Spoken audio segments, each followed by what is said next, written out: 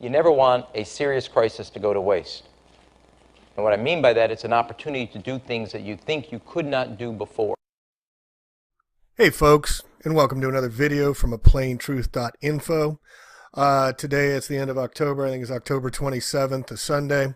And today we're going to get into the Agenda 21 in the aftermath of the California fires. It's happening swiftly. It's happening fast. It's been planned for a long time. This was premeditated. I'm going to show you how it was premeditated, and there's some really nefarious stuff going on here. So this is an article from today's Sunday paper in the Press Democrat. Actually, it's October 29th, sorry. And footprints of the wildfires. And you see what's happening here. The Fountain Grove neighborhood, which I'm going to show you pictures, and we toured yesterday, as well as the Mark West Springs area, Safari West, and the Calistoga Napa wine country. This was called the Tubbs Fire. And you see the footprint here. The red is where this fire occurred here in 2017. And then the other fire is the Hanley fire in blue.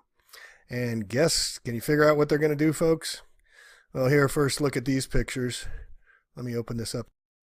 Hey, folks, and welcome to another video from aplaintruth.info. Today it's the end of October. I think it's October 27th, a Sunday. And today we're going to get into the Agenda 21 in the aftermath of the California fires. It's happening swiftly. It's happening fast. It's been planned for a long time.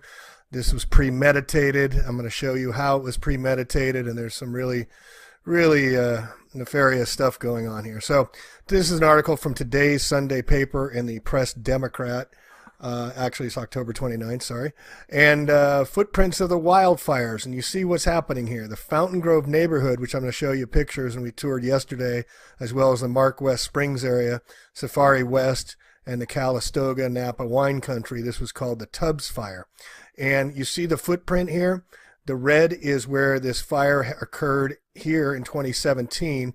And then the other fire is the Hanley fire in blue. And guess, can you figure out what they're going to do, folks? Well, here, first look at these pictures. Let me open this up.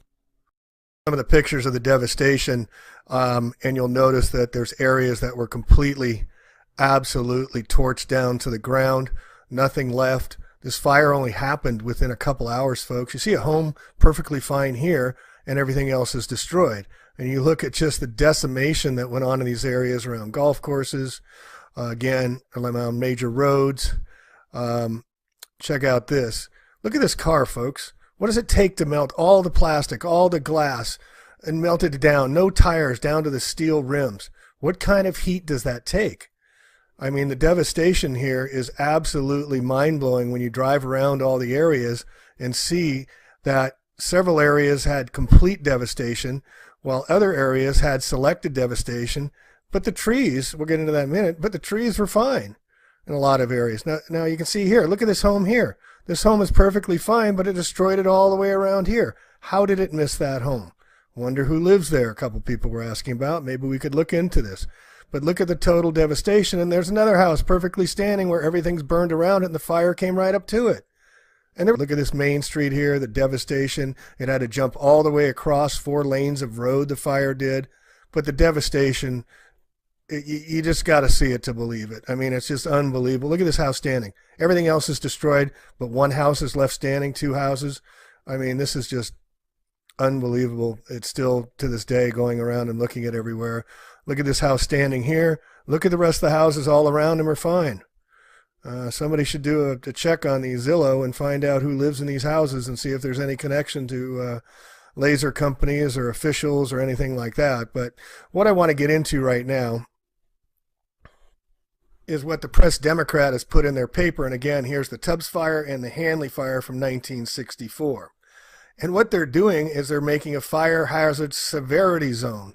They're declaring that the Fountain Grove area is a fire severity zone where they're going to start to question whether or not they should rebuild in the entire area. We're talking over 500 homes here. I kid you not. Hang on a second. So this is the article from today, October 28th or 29th, whatever it is. But some are asking whether it's wise to let one neighborhood in particular, Fountain Grove, be rebuilt. Now, it burned down the ground twice in 53 years. Sonoma County Supervisor Susan Gorin says, I hesitate to even suggest this, but many people are starting to say, many people, why are we in the city realm, why are we thinking about permitting the rebuilding of Fountain Grove? 500 homes, folks. Putting our community in fire-prone areas jeopardize all of us and frighten us horribly. See how they get a resident, Marcia Taylor, told the city council. Putting our community in fire-prone has jeopardized us all. We need to slow down. We need to be thoughtful and look at urban planning mistakes. And don't repeat these terrors over and over again. One of the most striking images to emerge in the aftermath is not a photograph, but a map comparing the footprint of the deadly Tubbs fire. In 5 decades between the two blazes, thousands of homes have been added to the landscape. The Hanley fire was started in '64 by a deer hunter who flicked. All right, so I want to give you a picture here of this heat map. And this shows the fire before and after pictures. And you can see the red here is all vegetation. And if I move it over this way, you can see all the vegetation and the homes destroyed. I believe this is in the, this is in the Fountain. And then you click over this way and you can see where the homes were. But how did the fire possibly cause all this damage? So to show you here, this is a very cool map. I'll put in the show liner notes, but here's the before. And you just pull it across. Included these exact areas for retargeting, for green design, Agenda 21 stuff. And I'll put that in the show notes as well. But they're rolling out the Agenda 21 here in the local news and showing you these articles here. Santa Rosa contractor builds tiny homes for Sonoma County fire victims. This was right after the event. You've got these people all happy that they have a little home that they can live in. It should be noted that a few years ago on the same exact day, the New York Planning Department, New York City, and San Francisco City Planning Department at the same time, exactly the same day, approved Stackham and Packham houses of, I believe, 250 or 275 square feet on the same day. And now we're seeing Agenda 21 in action up here. And this is a very important document now I want to bring your attention to. And this is one of the big smoking guns here of how this is going down. This is an article from October 7th in the Press Democrat. And this is 2 days before the fire. The fire started at night of October 8th. Santa Rosa may boost housing densities in exchange for affordable units. So the day before these massive fires, and now they're talking about kicking people out of Fountain Grove homes and not being able to go back because it's a fire hazard, the city is seeking feedback on it. Plan calls for increasing incentives known as density bonuses that would allow 100% more housing units on a particular property than regular zoning would allow. This means 100 units could add 60, 80, or 100 more homes. See what's going on here, folks? The upside is the city's stock of affordable and workplace housing could significantly rise, relieving some pressure on residents squeezed by high rents and soaring home values. The challenge will be dealing with neighborhood opposition to larger, taller apartment buildings that will invariably follow proposed increases in density. This is a huge smoking gun. October 7th shows pre-planning of the firestorm event, the torch event, that took out 100,000 people have been displaced, are out of homes in the Sonoma Napa areas, and there's thousands and tens of thousands who have no home to go to. We'll get into a little more here. So I want to bring your attention over here. Let's click on this. And this will all be in the show notes.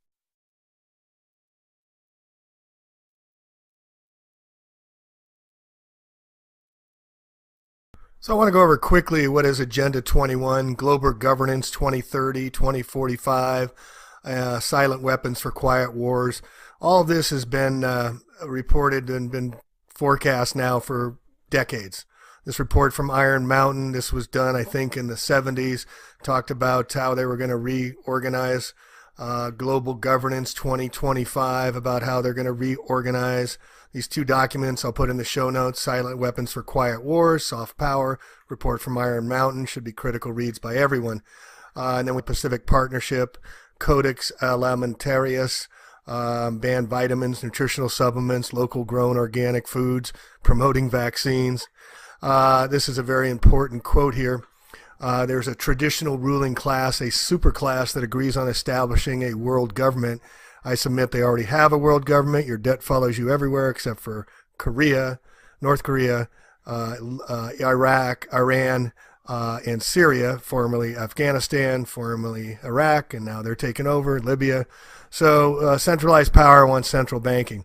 The goal of the superclass is not to lose their wealth and power to transnational middle class, but to extinguish the notion of a middle class and to transnationalize a lower, uneducated, labor-oriented class through which they will secure ultimate wealth and power. The economic crisis serves these ends. Well, we're over $21 trillion in debt in this country, and it'll be very, very easy for them to crash the economy now and destroy the middle class in its entirety. Right now, they're doing the slow boil. So what is Agenda 21? For teaching our children that we are the parasite and we must preserve this environment to imminent domaining large swaths of property, Agenda 21 is in full force today. Check this out. Using terms like localism, sustainability, communitarianism, and volunteerism to steer those in rural and suburbs into stack and pack micro apartments for better control, the agenda is nothing more than a massive corporate land grab for what is left of our precious natural resources. Okay, now this is the precious national resources here map, and I'll include this, and it's a very important map to study. This is the United Nations Convention on Biological Diversity Wildlands Project, UN and U.S. Man and Biosphere Programs, and World Heritage Program as a vital step in attaining sustainable development. For whom? This red here, core reserves and corridors, little to no human use. Look at this, folks. All up and down the Cascades, Sierra Nevadas, and here in Santa Rosa, where I'm at right now. Look at, they're planning on little to no human use, and we just have to have these incredible fires that no one's ever seen before come out, and now they're saying we're not going to rebuild. This is what I'm talking about, folks, and we'll put this map in here. Please study it. But look at the heavy preponderance of activities of no human use in the entire Pacific Northwest and in California, and then down here in New Mexico and Arizona.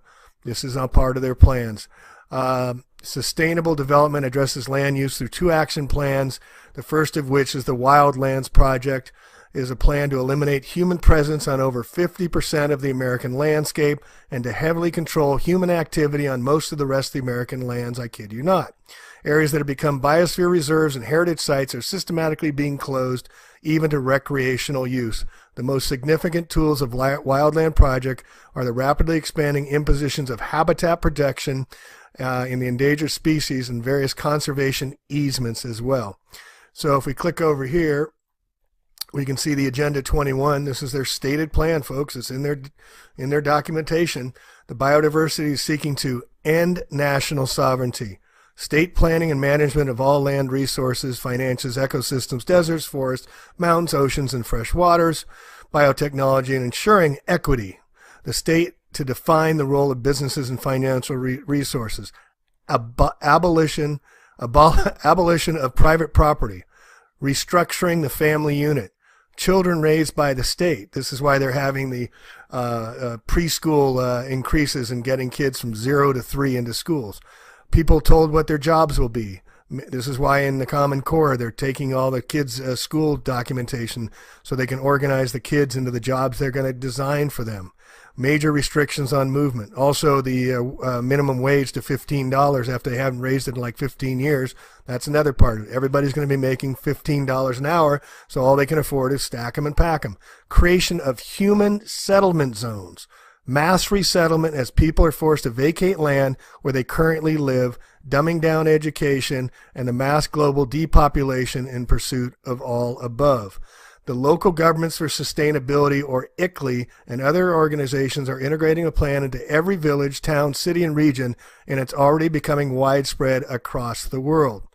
I can leave the notes in here, but here's a very important lady, Rosa Koire. She wrote Behind the Green Mask, the UN Agenda 21. I highly, highly recommend you read this book. It's very critical. She's here in Santa Rosa. She documented years ago what was going to happen along with Deborah Tavares.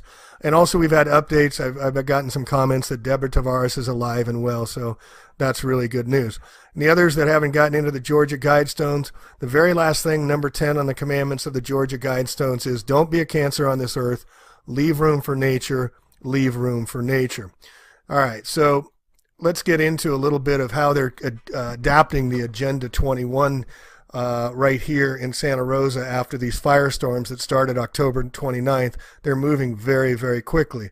This is the danger opportunity. When written in Chinese, the word crisis is also the other represents opportunity. Here's a little picture, the most selective forest fire in history. You can see it burned down all these houses.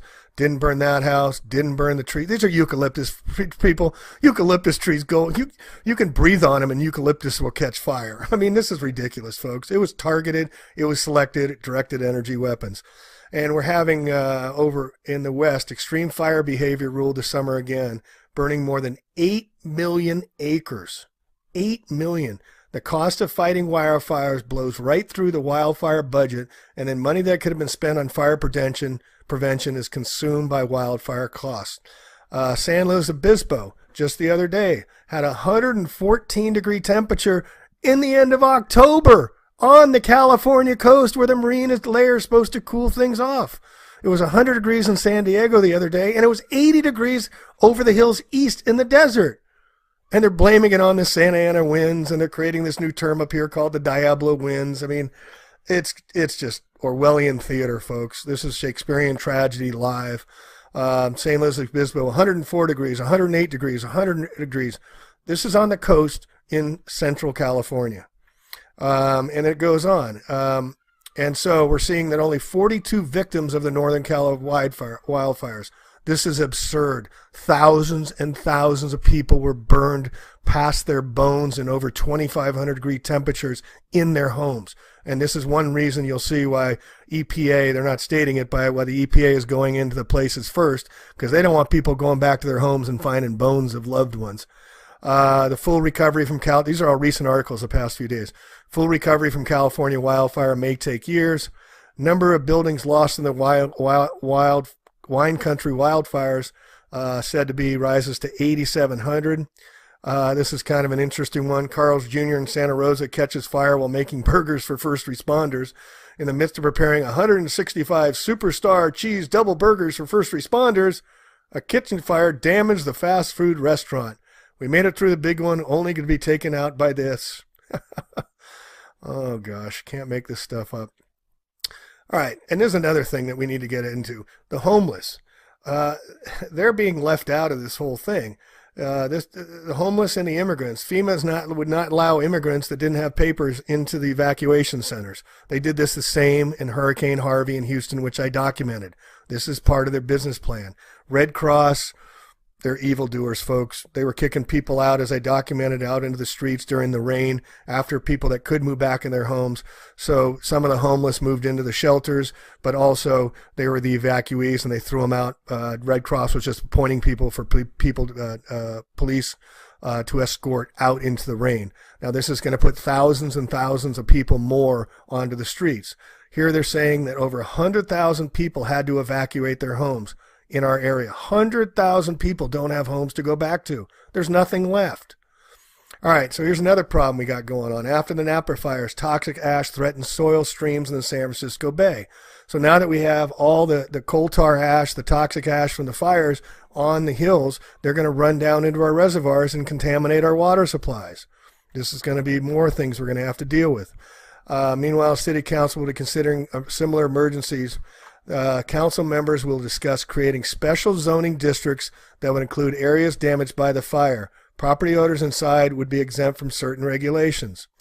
Here, former FEMA director James Lee Witt to lead local organizations to rebuild the North Bay. So they brought in Mr. Head Honcho James Lee Witt. I think he was appointed by Clinton. He was introduced by, this guy's a real scumbag, Mike Thompson, at a news conference here last Wednesday at the Sonoma State Community Student Building. So they created this thing called Rebuild North Bay, a nonprofit organization formed to coordinate recovery in the region. Witt was tapped for the job as interim executive director. Darius Anderson, the Sonoma developer and Sacramento lobbyist, is managing the Sonoma Media Investments, which owns the Press Democrat, among many other newspapers. We'll get into that in a little bit. Other members of the organization include former director of Sonoma Land Trust, Ralph Benson, the dean of School of Business and Economics, Bill Silver. DeWitt was hired by Louisiana governor for Hurricane Katrina. He was hired for his firm to. He has a firm for disaster recovery to prepare, process, and recover claims for damages from FEMA. So while the guy's running FEMA, he's also CEO of International Code Council. He's also serving on the management team of Global Options Group LLC.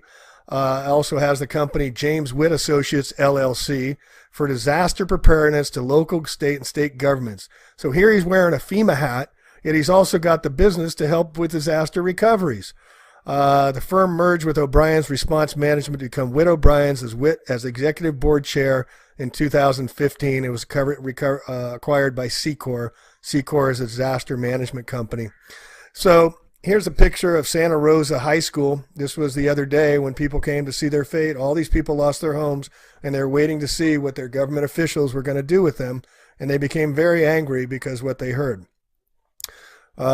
Here in an article, this was kind of a article that was meant to excite. Rents jumped 36% here after wildfires. But if the headline is misleading in that they included only high-end homes in the skewed numbers.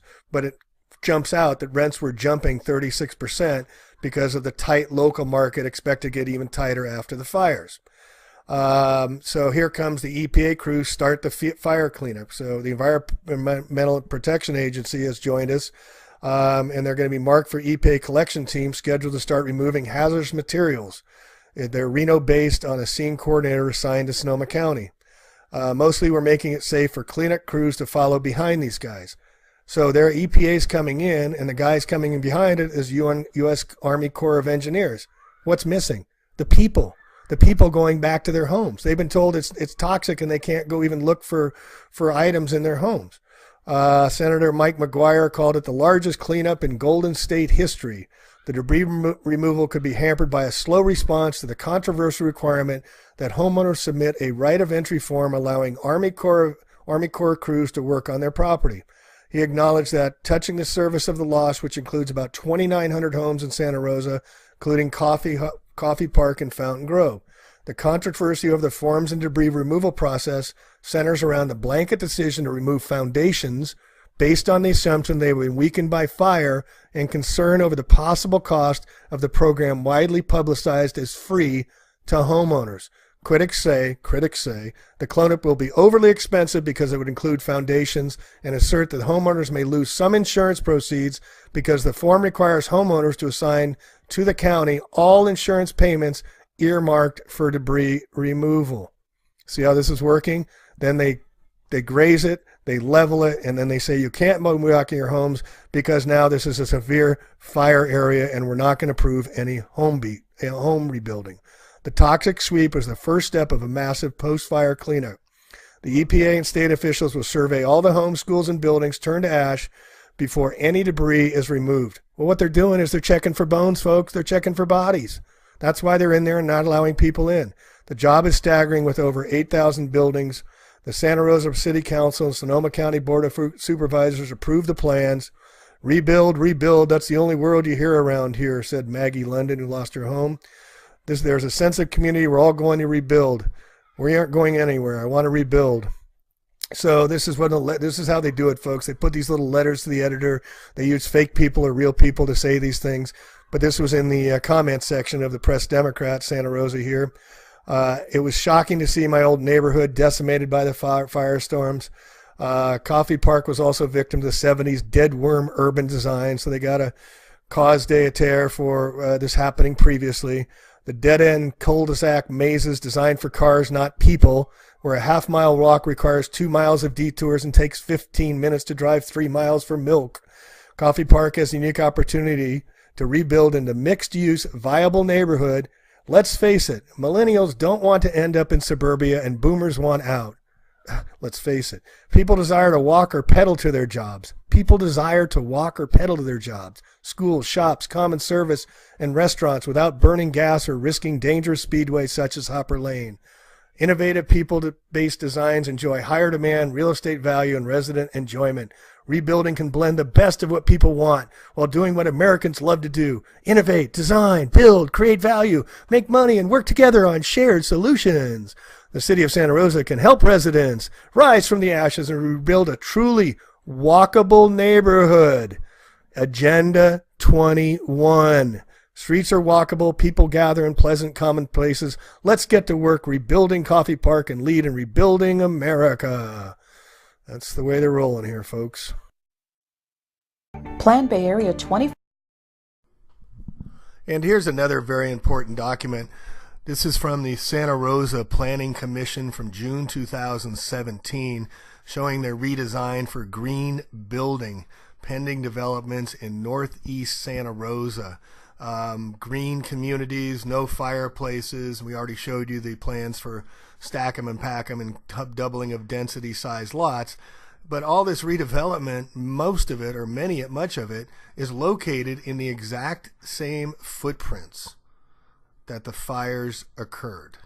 Now, I put this in the previous documentation, but look at where the fires occurred and look at where the documentation here from the pending development plans for northeast Santa Rosa are. And you tell me this is a coincidence. You tell me this just happened. You tell me that it was just by arson, some kids in matchboxes in their pocket. You tell me that this wasn't premeditated murder on thousands and thousands of people to further their Agenda 21, folks. This is serious business. This is coming to a community near you. I hope you all wake up, but this is further proof, further documentation, further evidence that we are being targeted for reduction in humanity, reduction in our living footprints. They've got us in massive debt. They crash the economy. They change the zoning laws. They kick us out of our homes. There becomes a big homeless problem. They bring in more police force, more security, more lockdowns, biometric IDs, mass mandatory vaccinations. This is what's coming unless we speak up and wake up, okay? All right, so here's the Bay Area plan that they said they've been planning for many years now. Plan Bay Area 2040 is a roadmap to help Bay Area cities and counties plan for future transportation and housing. How and where should we accommodate more people and more jobs? How should our transportation system support this growth?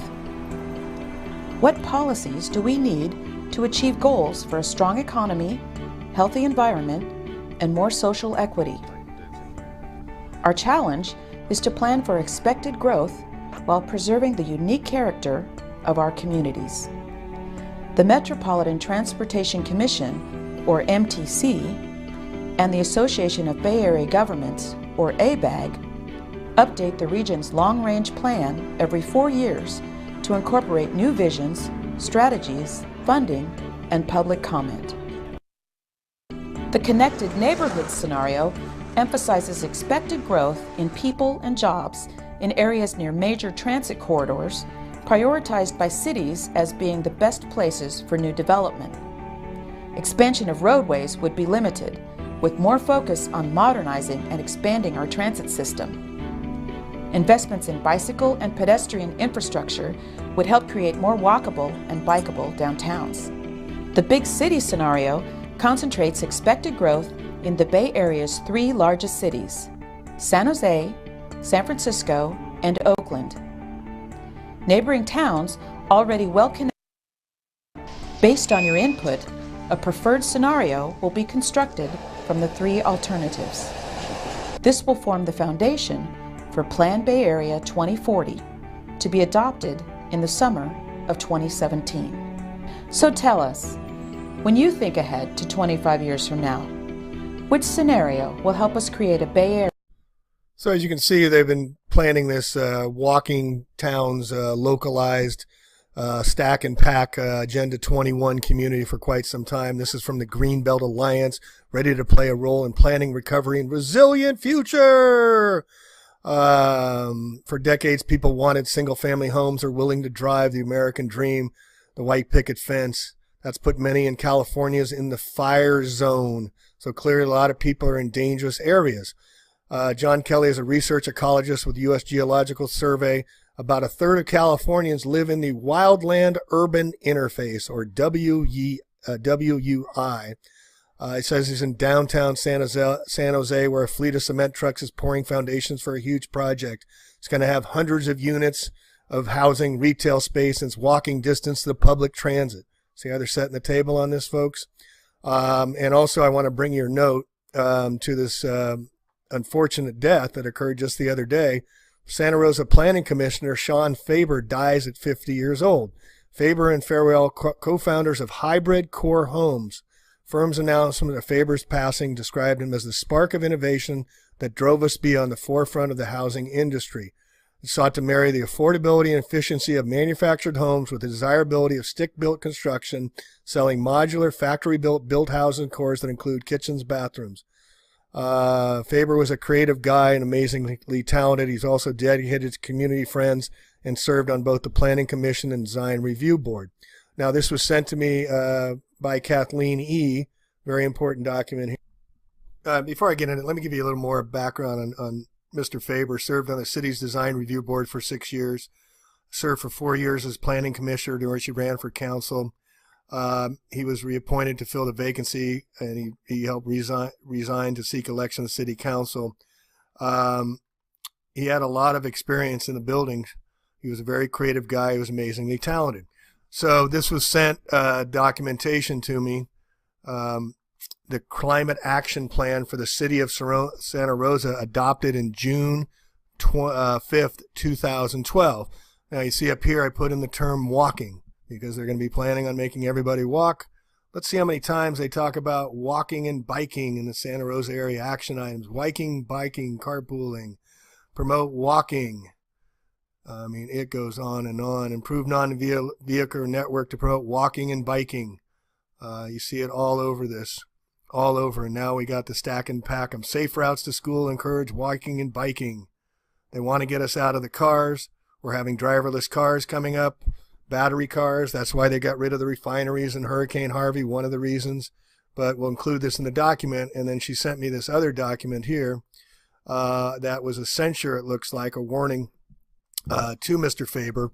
It was alleged that you participated in making or influenced governmental decisions regarding Gregory D. Service of Service Structures, a construction management firm in Redwood Enterprises.